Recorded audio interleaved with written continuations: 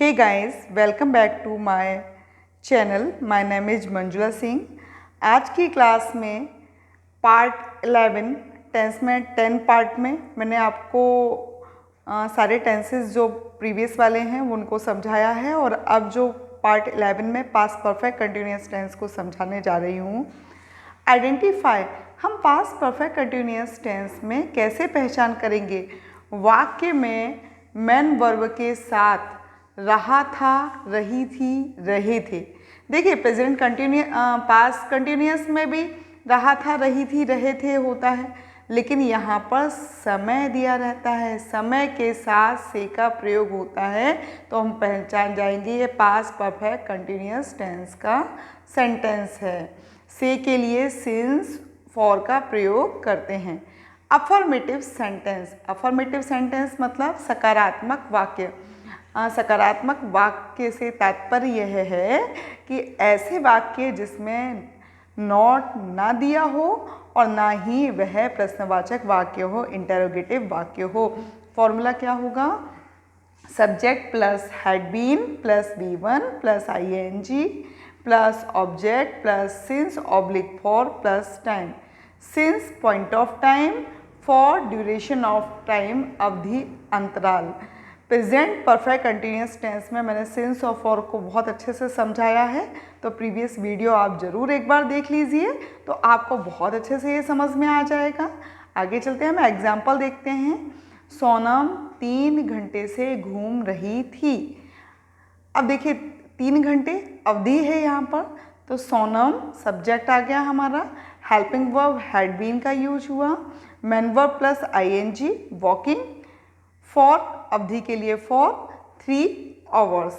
मैं सुबह से खेल रहा था, I had been playing since morning. Negative sentence, negative sentence नकारात्मक वाक्य से तात्पर्य ऐसे वाक्यों से होता है जिसमें नहीं दिया रहता है।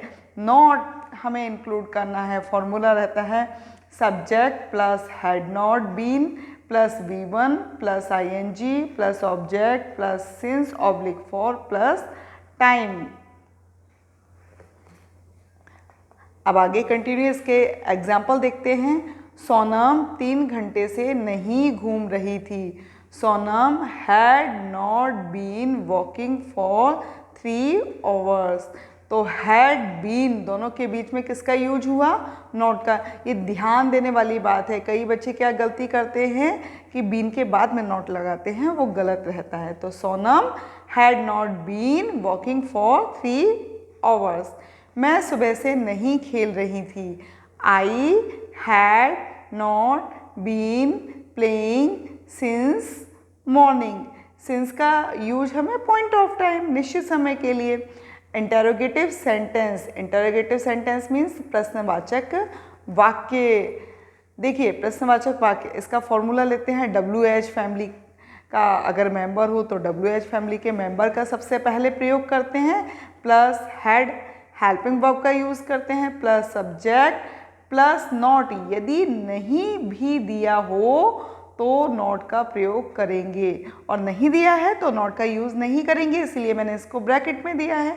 Plus been plus V1 plus ING plus object plus since oblique for plus time.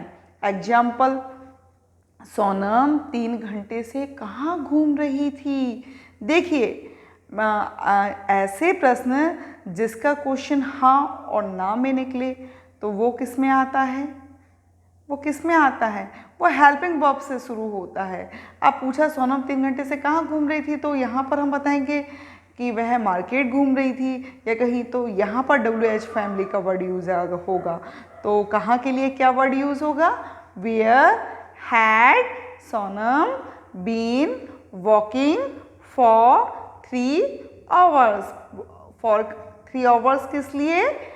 Duration of time के लिए। वो कब से खेल रही थी? अब देखिए क्वेश्चन क्या है, वो कब से खेल रही थी। कब से के लिए क्या आता है? Since when.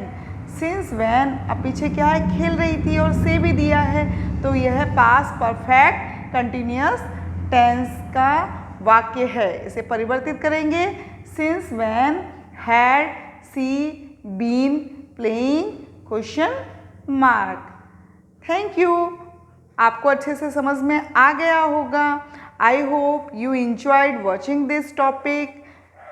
Please to put in your comment and query if any. I will be back. Please like and subscribe. Till then, take care and bye.